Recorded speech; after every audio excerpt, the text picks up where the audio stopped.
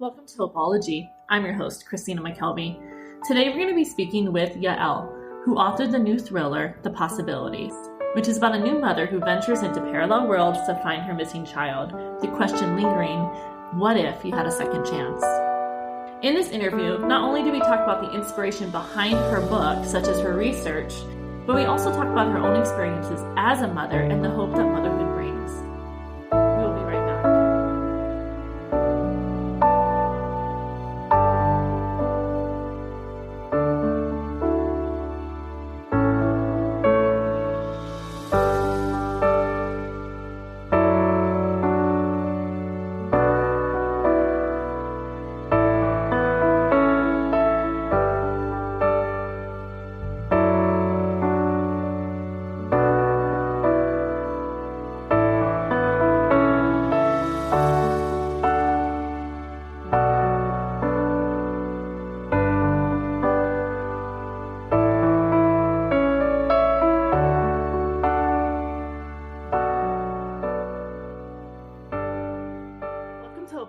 Stories of hope, healing, and resilience. I'm Christina McKelvey. Today we have Yael Goldstein-Love. She is the author of the new book, The Possibilities. Welcome. How are you doing?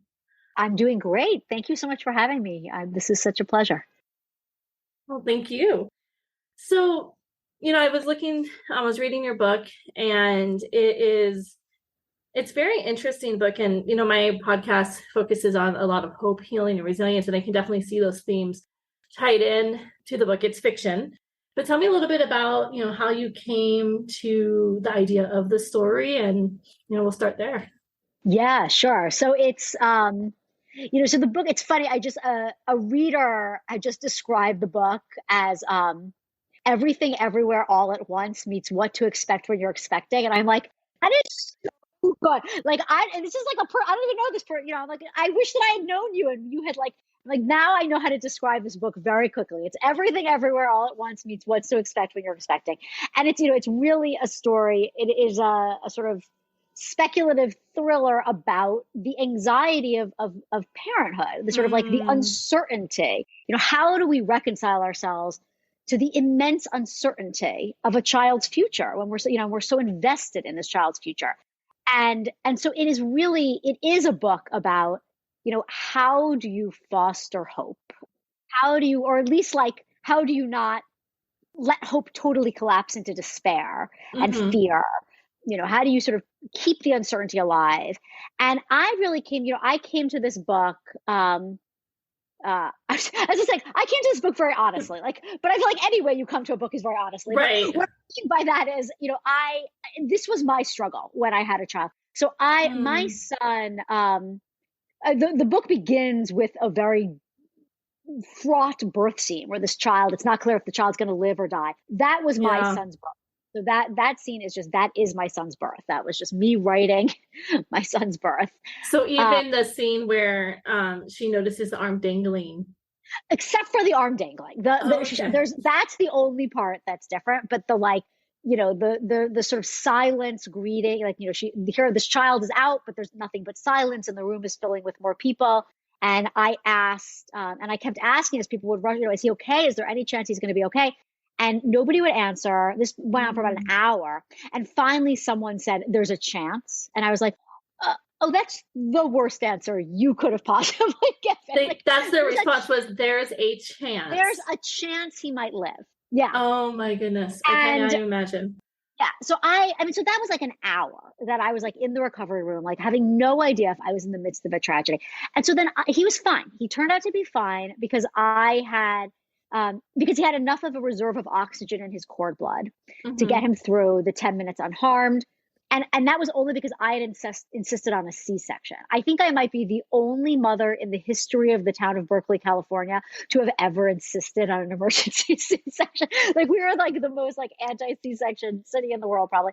But I insisted on a C-section because things were sort of going wrong, and that was why he was okay. And so this left me in this state when I got him home and everything was fine, where I was just like, I am terrified all the time. And so I didn't have any hope in me for him. It was I really felt as though the reality in which he had died, it seemed like he had died, had come too close to occurring. And now he was somehow doomed. And so everything in the world, like everything I interpreted in that light. I mean, I should also say, like, what he was born, like, this was January of 2017. It's like Trump had just been elected. The world was just sort of like feeling dark. And I think like his like almost death felt to me like, oh yes, of course. Like there's no hope.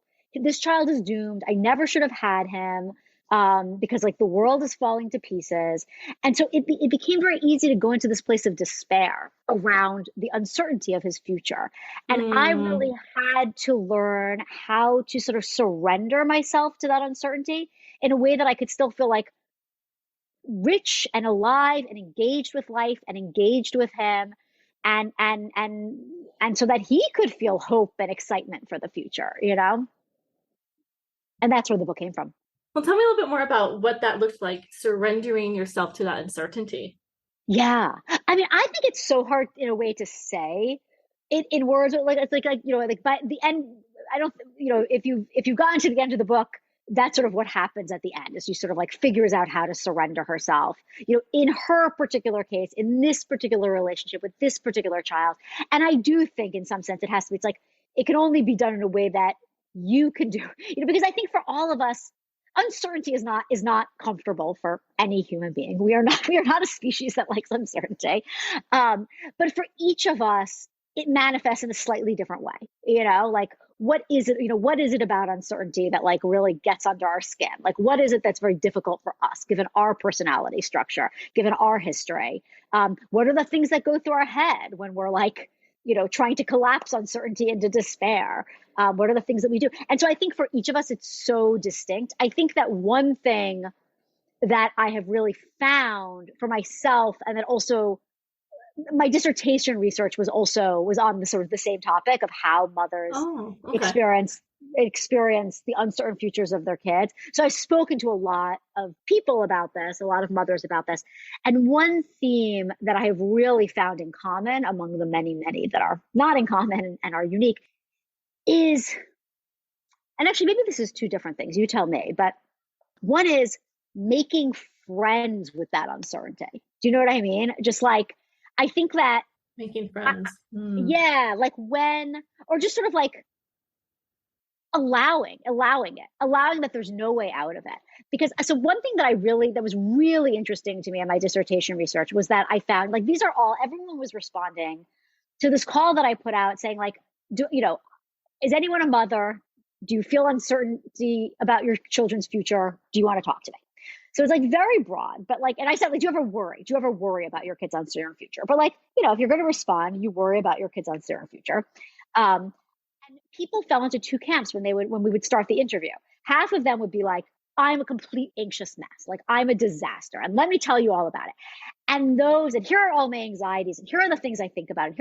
And it was so interesting because those mothers, they were not a mess at all.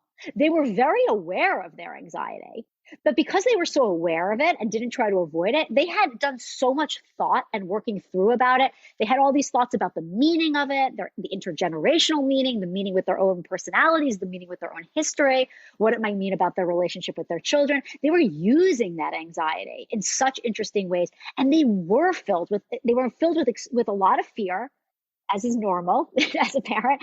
And they were filled with a tremendous amount of hope and meaning. And they would say these things like, a very common theme among this group was they would say things like, you know, I feel so much more alive to like every nuance of like the seasons of you know, when a tomato is fresh, like everything that could be ripped away at a moment's notice, because it can be ripped away because of that uncertainty. I feel such richness and aliveness from that. Like that was such a common theme. One participant spoke about like feeling the abundance of the world more. And then in the other group, there was this other group, also very introspective, wonderful, thoughtful mothers, but they came in saying, you know, I don't really know why I responded to this, because I'm not that worried, actually. Like I thought about it and it's like, you know, I have all these tips and tools for controlling my worry and like they really quite work. And like, I'm not that worried.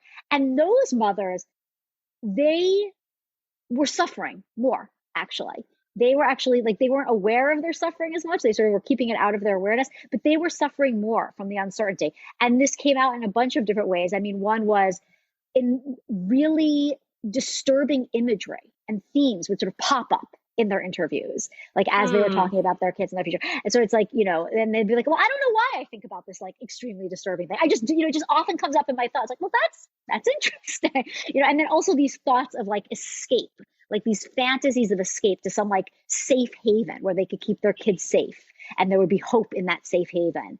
And that only came up in that group. And so, so I really, for me, that sort of reinforced this notion that I felt in myself as well, but I think maybe had never articulated in quite that way, which is part of the surrender is just acknowledging to ourselves, like, this is scary. Like loving someone this much, loving someone in this protective way that a parent loves a child, where like, everything in your psychology and your biology is sort of like giving you this primal urge to protect this vulnerable being.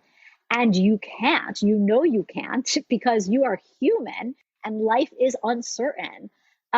Just sort of looking at that head on and figuring out how to live with that. That is where the surrender happens. And that is where actually the hope and richness can live. Because you are surrendering, like you said, surrendering to the uncertainty, surrendering to the anxiety and that fear that this could happen. But by doing that, like you said, the hope is stronger. And whereas the individuals that didn't surrender, they had these tools. Did it come out in other ways too? You said it came out in all sorts of ways, that fear. Yeah, it came, the other ways were sort of more individual, but I would say that it just seemed like, even though they came in not saying they're a mess, they really just seemed to, their suffering was higher. Like they were just clearly more anxious day to day. And they didn't speak about that meaning that they found with their kids. Like there wasn't that flip side where they would talk about like the richness that it had lent their life. And that was really interesting to me. Like it just like they seemed more pessimistic in how they talked about their kids' futures, actually. There's a book called My Friend Fear. I don't know if you've heard of it. Oh. Yeah. It's by Marie Lee Patel. Ooh. And it's basically very similar with, making friends with your anxiety, surrendering to it. And I believe it's almost like a different way of thinking, because we're usually told to run away from that, or it's not normal or typical. And that must be a hard conversation, like for especially mothers, to be told. Yeah, I think you're right. Because it's like none of us, we don't like it. Like we want to run away from anything as aversive as that feeling. And I think it is, that can be a hard conversation. But I think it's also, I mean, in my experience, it can also be a very liberating conversation for parents because there's something you're expending so much energy, in trying to run away from that feeling, that I think it can feel really good to say like, oh, I don't have to expend that energy. Like I can actually be quote unquote normal, whatever that means.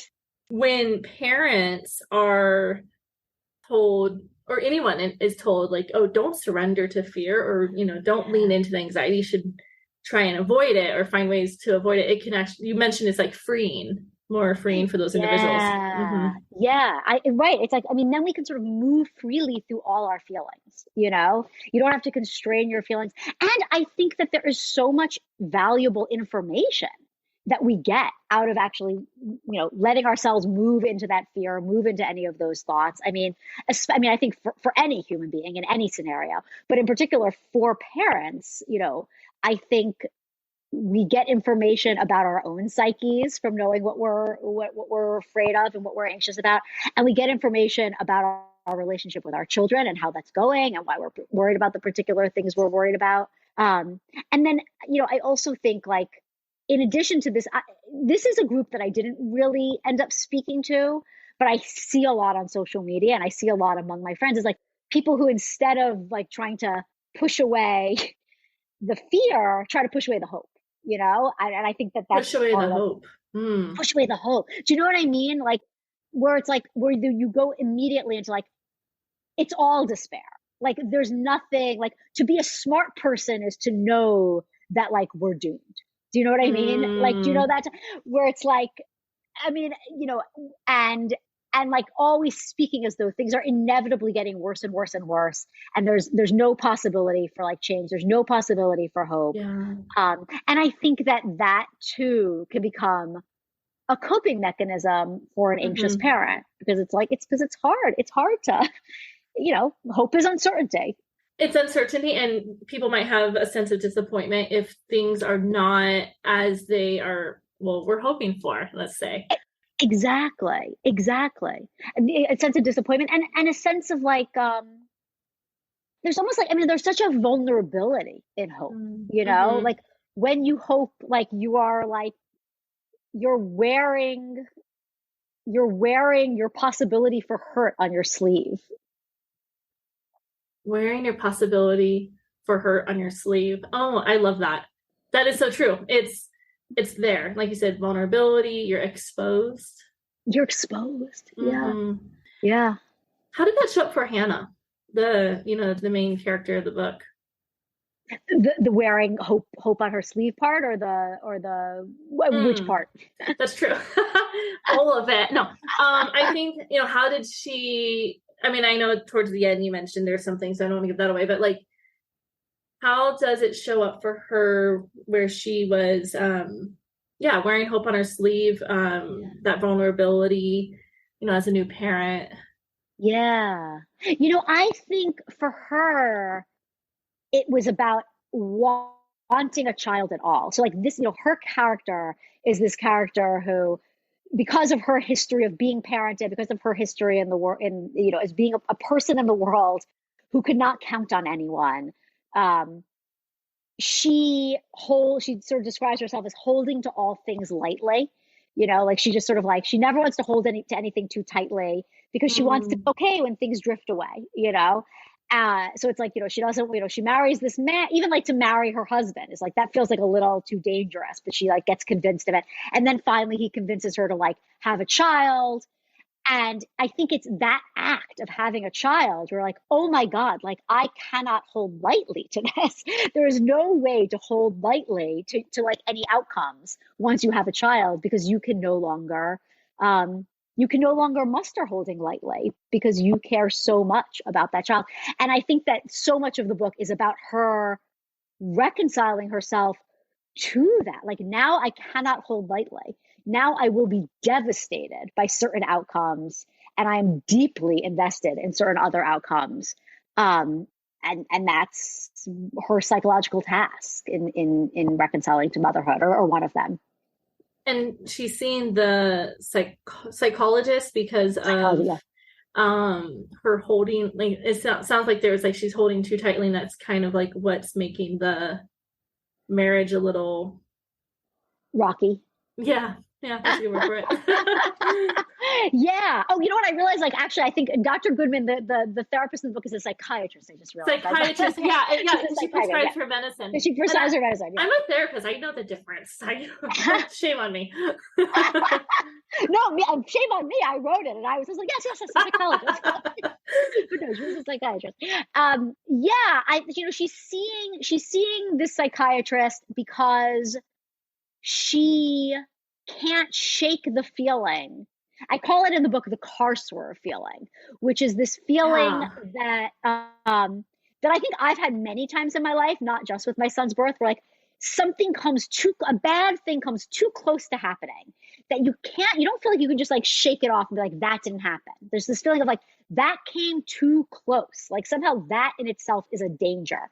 And like for me, that I call it the car swerve feeling, because it's like if there's like a near miss on the road, and then you're just like, you don't just like, you don't just drive away and you're like, oh, it's all fine. You drive away and you're like shaken that terrible thing. It's almost as though there's this other world where it happened that feels like it's a little too close to this world. And so in the book, her child's birth, where he almost dies, is like leaving her with a version of that feeling that she just like cannot shake. And so she's just filled with anxiety and doesn't know whether to, it manifests most in like never knowing whether to trust her instincts as a mother. So it's like, I feel like there's this game that so many mothers play, maybe every mother, of like forever, it's like, is this my instincts or is this my anxiety? Like, welcome to today's round, and that is sort of driving her a little batty and it's getting in the way of her relationship. And that's why she's seeing this therapist. And then at the start of the book, like the world goes a little batty and it's not clear anymore whether she's the one who's a little off or the world is a little off.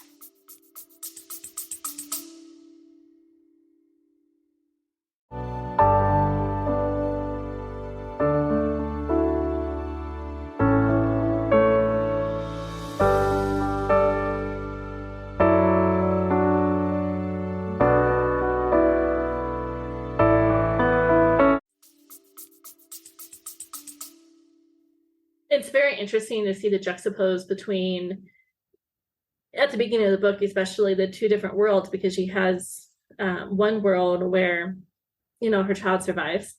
Yeah. And the relationship's rocky. But then in the other world, her child does not, but the relationship, at least seems intact.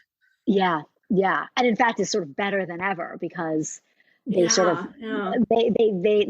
couple has not learned yet how to love each other through having a child. But they did actually navigate, a very, perhaps a harder thing, loving each other through losing a child, that they were sort of able to do.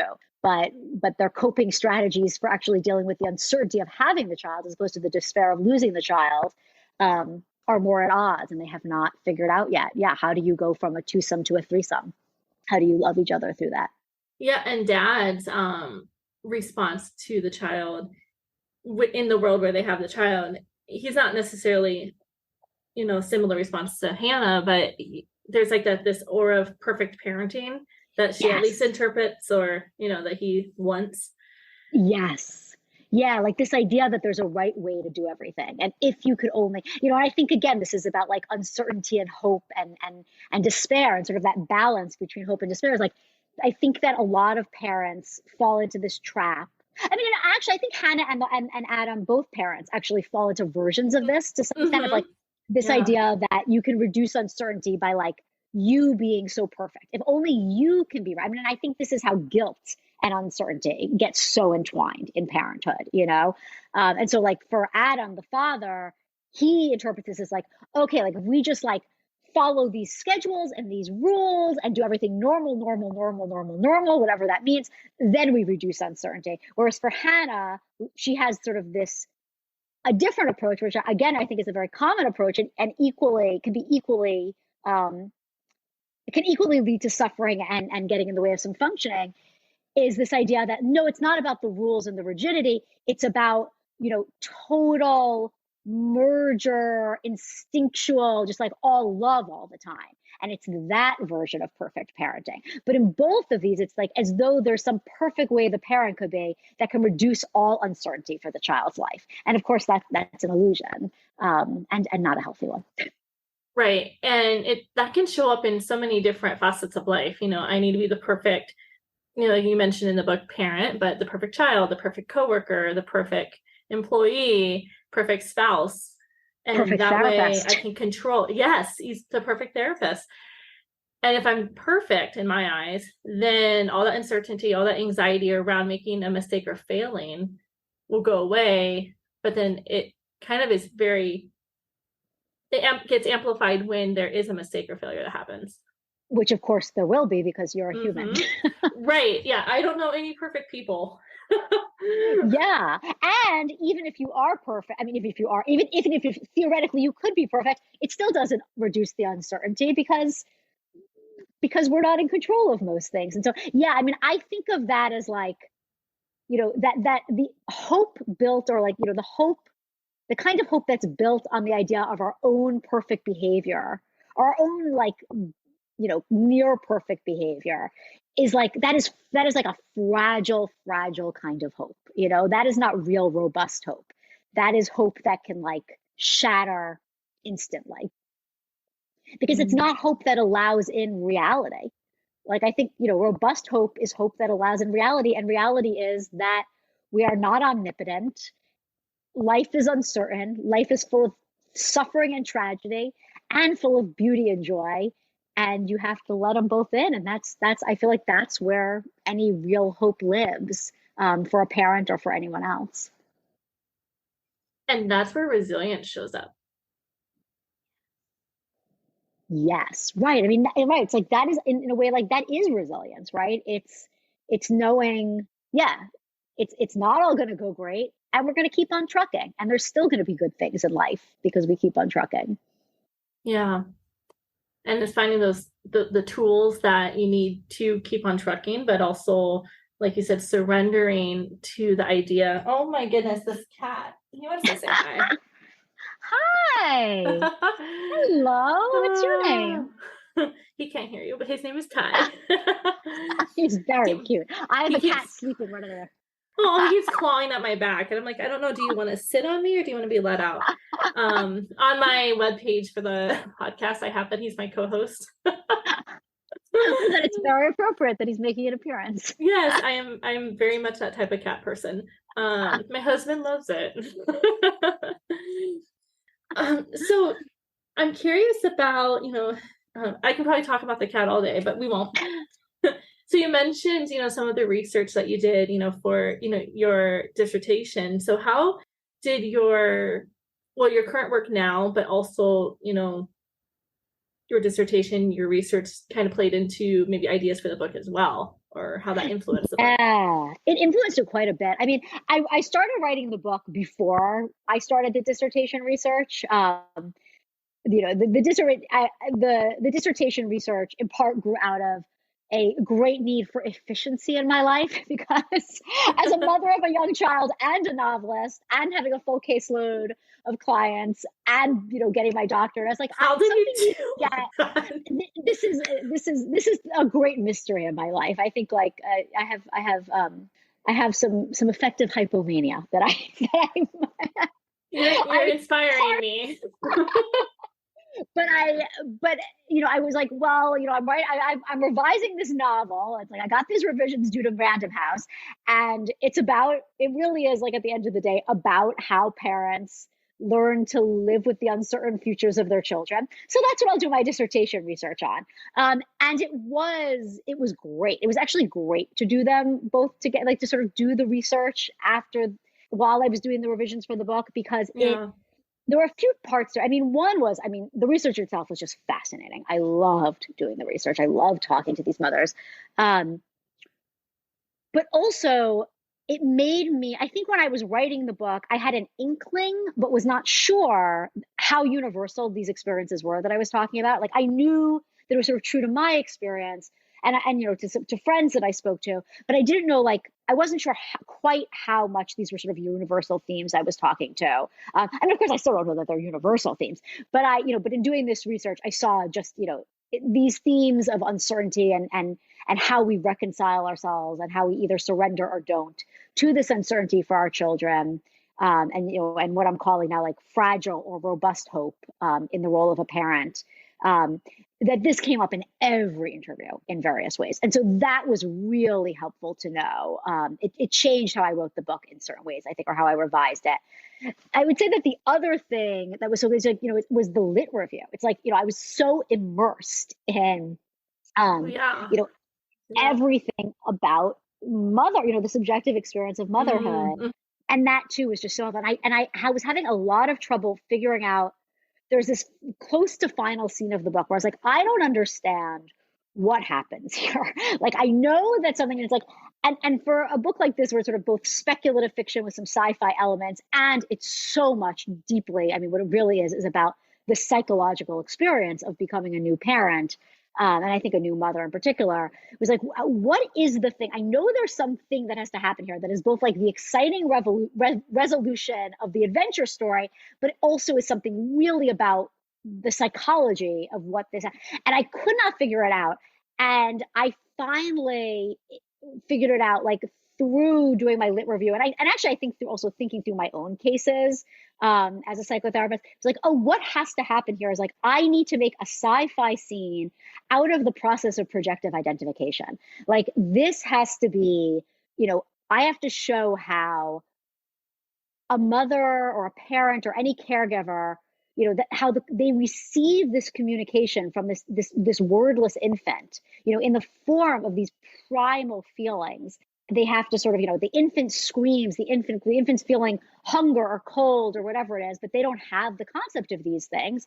And so they just feel like awfulness. And then they scream and they communicate to the caregiver these feelings of awfulness, these feelings of like the world is ending, that you might, only feel for a millisecond before your adult mind can turn it into like, my baby's hungry, my baby's cold, my baby's tired, and sort of respond with what they need.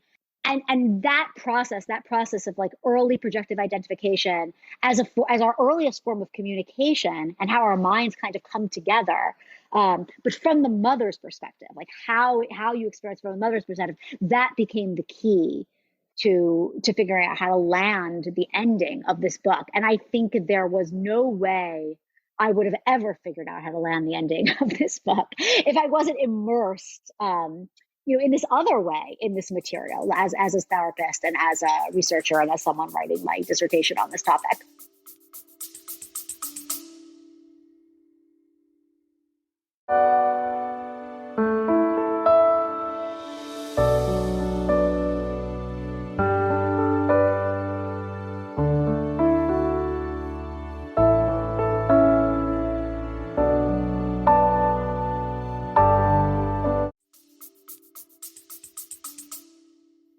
So definitely informed each other. And I find it fascinating, like with that communication you're speaking of, I used to do a lot of early childhood intervention. And so we talk about attunement, having that attunement between the mom and child. And, so it sounds like that's what was seen a lot, in your lit review. Are those little areas of attunement? Like, what does my child need? Reading their cues, meeting their needs. Some of it, yeah. I mean, I think definitely. Although I think of the attunement, I guess I think of the attunement as well, I don't know. I mean, is this really true? I guess I tend to think of attunement as like the more palatable moments of that. Do you know what I mean? Where it's like, it's like I see like, oh, my child wants to play with me in this, or sort of flirting with our eyes, or we're laughing, or we're smiling, and that's sort of the happy attunement. But I guess attunement is really also, I guess attunement is both, right? I mean, I guess attunement is also when it's like you are meeting your child in their moment of like utter panic and like, or rage, or like whatever. I guess that, that of course is also attunement. And I was really interested, in exploring both of those, and especially the more difficult, pieces of that, because I think that is a part of early motherhood, that we don't speak about as much, as we need to. We that part of the job is accepting and making sense of and acting on such difficult, raw emotions. But yeah, but right, like why would that also not be called attunement? That is attunement too. You're right. And yeah, I was like, I don't know if I'm using the word right or not, but definitely reading cues, and understanding those cues. And like you mentioned, it's interesting. You're right. We don't talk a lot about the difficulties of parenthood, of motherhood, and those hard moments. And again, is it because it's the whole perfect parenting that's even like kind of in parenting magazines and things like that, maybe not necessarily like, it doesn't say how to be the perfect parent, but I'm sure people maybe read into a lot of these parenting books. And I don't know, with your lit review, did you see a lot of talk about the difficulties of childhood or parenting and those moments? Yeah, I mean, I think I saw, yes, I mean, I see well, I guess it depends in what way. I mean, I think there is more and more, there's a growing interest in the subjective experience of motherhood, especially within sort of feminist psychoanalytic literature really looks at it in depth. And so I think in that sense, yes. But I think what I did not find, and that I was really surprised about, but was good because it left an opening for me to actually write my decision, was looking at, in particular, how mothers reconcile themselves to the difficulty that is uncertainty in particular. And I think, like, again, it comes down to that, when we talk about like perfect parenting and the idea that like there's like the right way to do this, and like this whole industry that has grown up, um, you know, over decades and decades at this point, to like of like the parenting industry that tells you like the right way to do everything, and I think can be quite harmful in certain ways because it can get in the way of trusting your instincts and trusting your relationship with your child.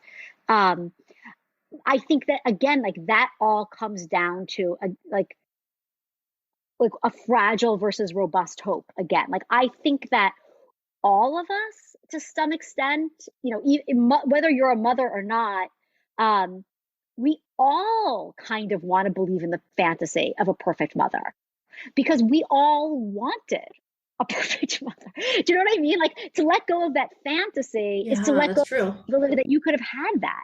And if you let go of the possibility that you could have had that, you have to mourn what you never had. And that is painful and hard. And so I think that like each and every one of us on some level is invested in this fantasy of perfect motherhood, perfect parenthood. And it's an important thing to interrogate in ourselves, because I think it does actually a great deal of harm to mothers to not interrogate that fantasy and to make it seem as though it's just the way you ought to be, trying constantly to live up to perfection. Yeah, you're not leaning into the anxiety or leaning into the fear. You're not surrendering. You're not surrendering. Exactly. You are like braced against. You're holding on to that branch of refusing to fall into the fear. Yeah. Mm-hmm. I'm curious how surrendering and, leaning into that fear and anxiety, how that might play into being able to trust or not trust your instincts, and maybe even how that showed up for Hannah. Yeah, that's such a good question. I mean, I think it's there's not a simple one-to-one correlation, between surrendering to the fear and trusting your instincts, because of course, like not all our instincts should be trusted. And ain't that the truth? Oh my goodness. I can say, as someone who does not always have the best instincts, and Same. I think, I mean, who does, right? Like I think that the when I think about, how to best use maternal anxiety, which is something I think a lot about these days and talk a lot about, I think that the sort of sweet spot is you don't take your fear, your instincts, your anxiety at face value as fact, right? You don't let it control you. You don't let it control your children.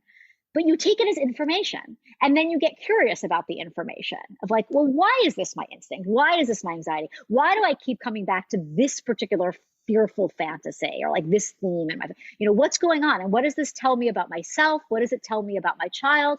What does it tell me about my relationship with my child and what might be going on between us or something else in my life? And also, what might it tell me about reality and the actual dangers here? And when you can sort of bring that curiosity and try to separate out those strands, then I think you can actually really make good on your instincts and on your anxiety and actually use those feelings as the information they're meant to be. Yeah, being curious, and by being curious, it helps you kind of understand like what feelings you should be leaning into or what might be evident, what might be real versus not. Like, okay, I don't need to listen to this.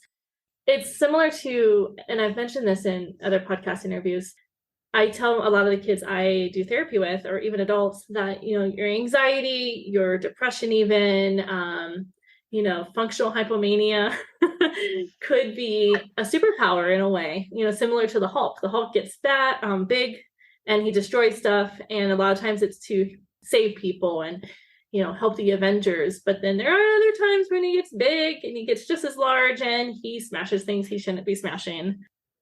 Yes, exactly. I mean, and in the book, it is, that is exactly what happened. Is Hannah, my main character, like her like being a nervous Jewish mother, which is what she is, like that becomes her superpower. It's like her ability to like see all these possibilities, to sort of her vigilance that's sort of in many ways getting in the way of her relationship with her child and her husband, becomes sort of also this superpower that then she can, like, when she can harness it properly, um, it becomes the key to sort of saving her child and potentially also her marriage. Although that's ambiguous at the end, but yeah. Sorry, no spoilers. No spoilers. I know. I was like, I don't want to say anything. But yeah, I mean, just trusting your instincts, leading into your anxiety and fear or whatever it is that, you know, you might need to lean into more, can really help fine tune those instinctual recognitions. Exactly. And I have found for myself so much. It's like, you know, the things that I was most afraid of, if I had just tried with my son, you know, if I had just tried to block them out or control them, and, you know, like, just don't let myself go there, I would have missed out on so much information about myself, like things I needed to know about how my mind works, how the moves I make in relationship to sort of like keep myself feeling safe.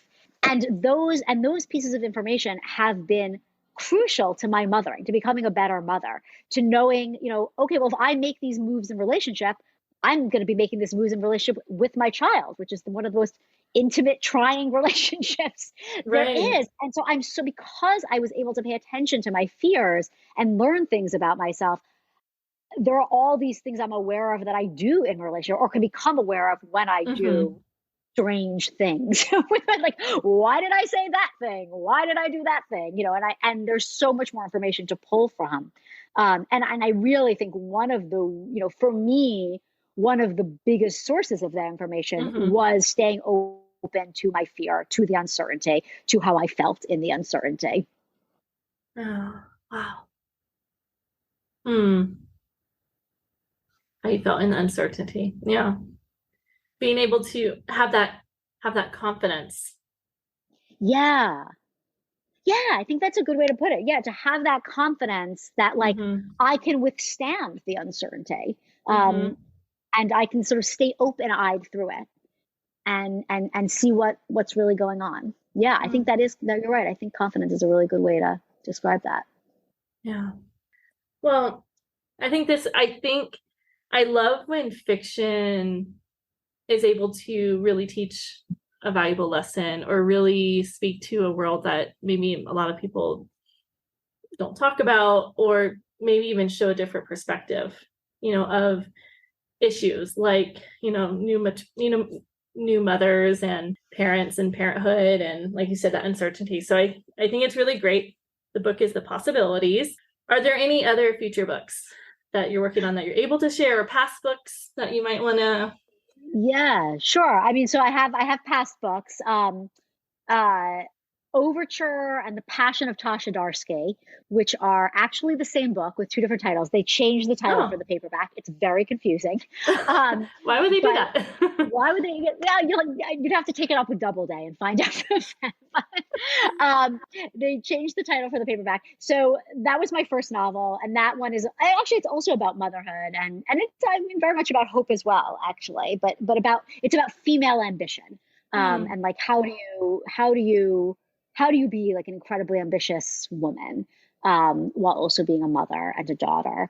I wrote it before I was a mother, so I vouch for almost nothing I say about motherhood in there, but I vouch for everything I say about young female ambition. And then I'm working on a book now that is in like early stages. Like, I'm still just very much playing with it. And I've been describing it as my sci-fi house of mirth, but I don't. But I'm really not sure if that's gonna. It's actually sort of like a speculative fiction about the experience of transference, like about the phenomenon of transference, and how we bring it into everything in our lives. You know, that every relationship we sort of experience through this pattern, this sort of blueprint of our past relationships. And about single motherhood and the connection between sex and loneliness. And how will all those things come together? We will all be surprised to find out. me most of all. Well, I look forward to seeing it, and definitely see a theme, you know, about motherhood. So, yeah, my podcast is called Hopeology. So I'd like to close with asking, my participants, what is one thing that brings you hope? I would say that there are many things that bring me hope. I feel, but I think that the thing that brings me most hope on a day-to-day basis it's two things, but they're deeply related. Mm-hmm. One is time spent with my son and just sort of like seeing him brimming with exuberance and joy and fury and misery and just every emotion. And it all is so moving. And the other is my work with my psychotherapy clients, and just sort of like seeing the bravery of every single person I work with, and the deep desire to see themselves more clearly, to like free themselves from old patterns. I think like seeing both my son and seeing these adults sort of like in the thick of their feelings and sort of trying to like stay true to themselves in the thick of these overwhelming feelings. It brings me, I find myself like moved like on an almost spiritual level, like daily, by sort of being part of that, like part of people's sort of their like messy humanity and this like beautiful deep level. And it just, I don't know, it makes me feel full of hope, because it makes me feel full of sort of the beauty of what people are. The messy humanity. Yeah. I love messy humanity. You wouldn't be a novelist if you didn't. I think that is true. or a therapist, to be honest. Or a therapist. That's right. Right. Well, thank you so much for being on my podcast. And like I said, I look forward to looking, for future novels. And, The Possibilities is such a unique novel and well written. And like I said, there's so many amazing themes in it. So, I really enjoyed it. So thank you again, for being here. Thank you so much. This was really, really a wonderful experience. And I think this is such a wonderful idea for a podcast. And I hope you spread so much hope through it. Oh, well, thank you. Thank you.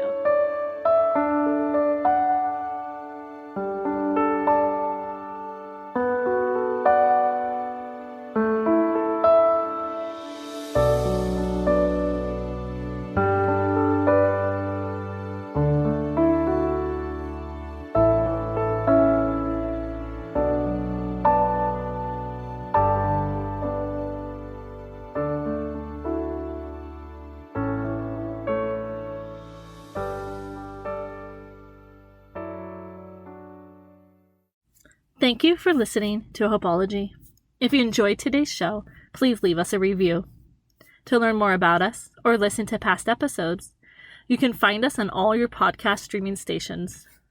If you are interested in being a guest, or if you have any feedback, please email us at hopeologypodcast@gmail.com. You can also support our show by clicking on the link in our show notes. Please also follow our Instagram page, Hopeology Podcast, and visit our website, www.hopeologypodcast.com.